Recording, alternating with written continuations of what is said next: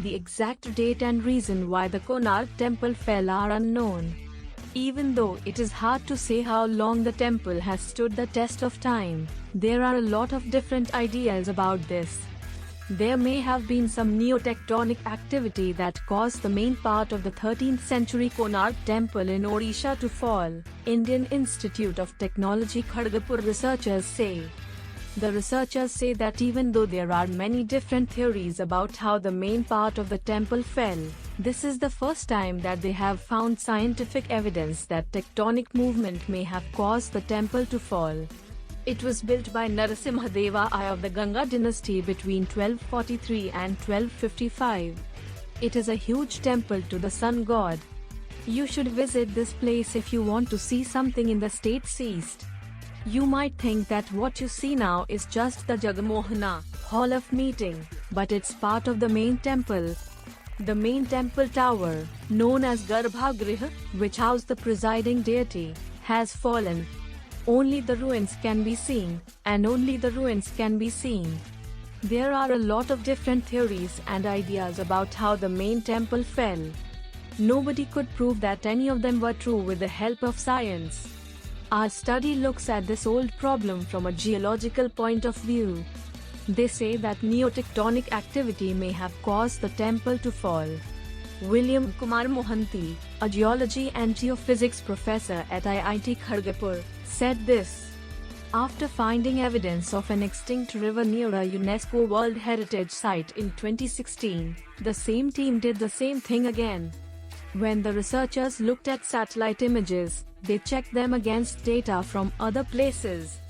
This helped them figure out the path of the ancient river.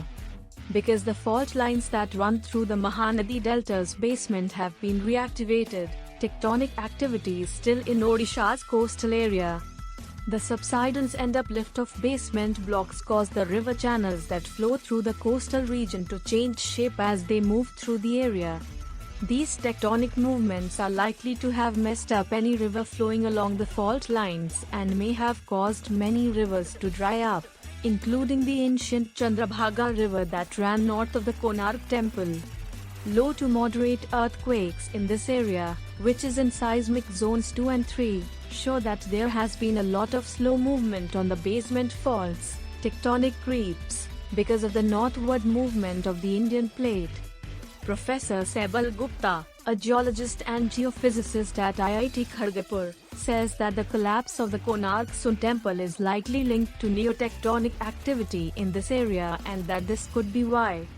The findings have been published in the Journal of Earth Science System, which is a journal that experts have checked.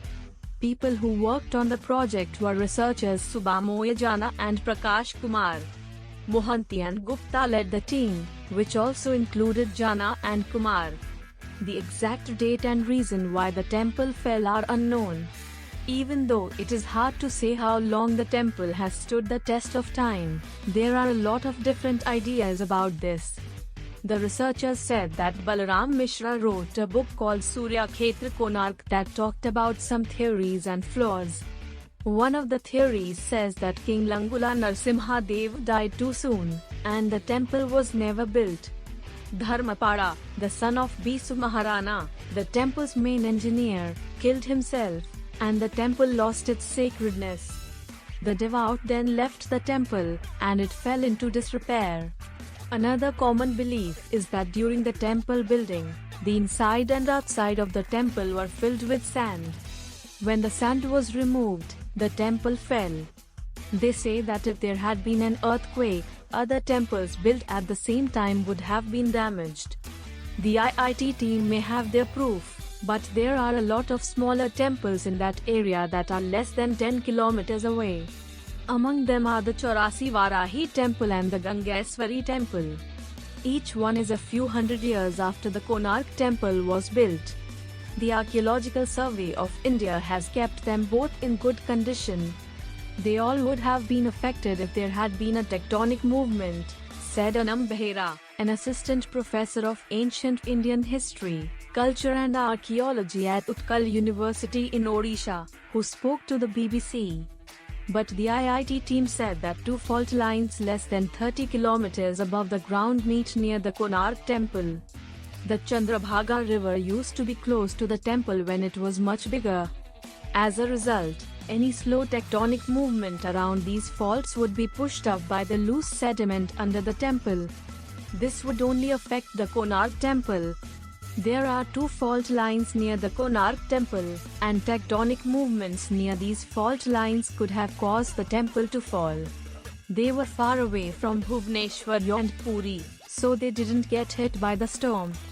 Professor Kabir Mohan Sethi of Geography at Utkal University says that even small earthquakes could reactivate the fault lines that run through the area, damaging the temples that are still there.